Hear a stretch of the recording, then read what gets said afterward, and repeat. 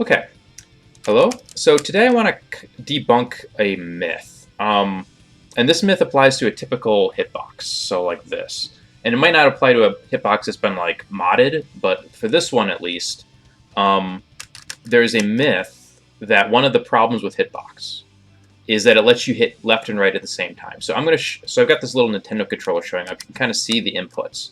I'm pressing left, it goes left. Press right, it goes right.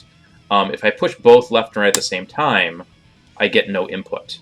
And importantly, on the screen down here at the bottom, that's the same thing that's happening. I'm not getting an input.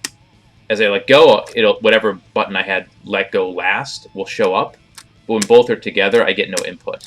And this is specifically designed to do this. So in a fighting game like this, so this game doesn't allow left and right inputs anyway, but in a fighting game like this, if I were to want to do a quick backdash, ordinarily I'd have to double tap this button.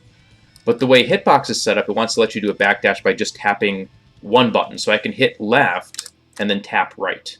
And what that does, the game reads it as left, and then when I hit right, it gives no input, and then left again. So it reads it as a double tap. You can see it showing up down there as two left arrows. Same thing for forward.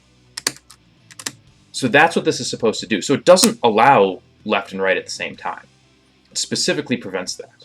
And as I said before, this game doesn't actually allow left and right inputs. So I have a keyboard here.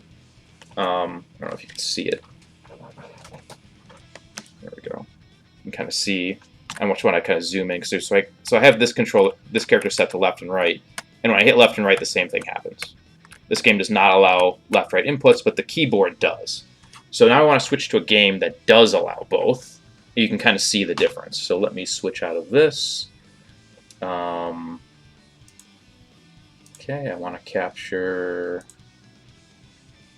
instead of my PC, instead of Guilty Gear, I want to capture the Super Nintendo. Okay, so this is just an emulator. Let me get this positioned properly. Here we go. So this is just an emulator. A little bit bigger for you all. There we go. Okay, so this is emulated Super Metroid. And one thing about this version that I have up is this is the practice round for Super Metroid, so you can see the inputs, the left and right. And again, with this hitbox, when I do left and right, there is no input at all. It disappears completely. Right? So it doesn't allow this. And you can see that it's just not there. Now let me show you what happens with the keyboard, where we can actually do left and right at the same time.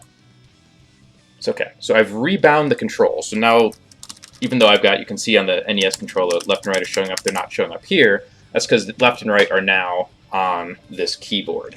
So let me see if I can get that in view. There we go. So you can see this here. I'm going to hold down right, and now as I hold down left, I'm getting a button, a movement. So this is not supposed to happen.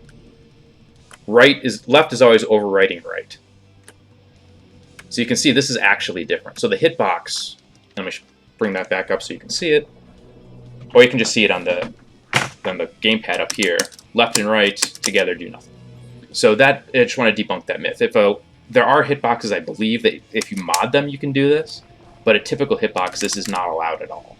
So it doesn't actually matter the game you're playing. You can't do left and right at the same time on a hitbox.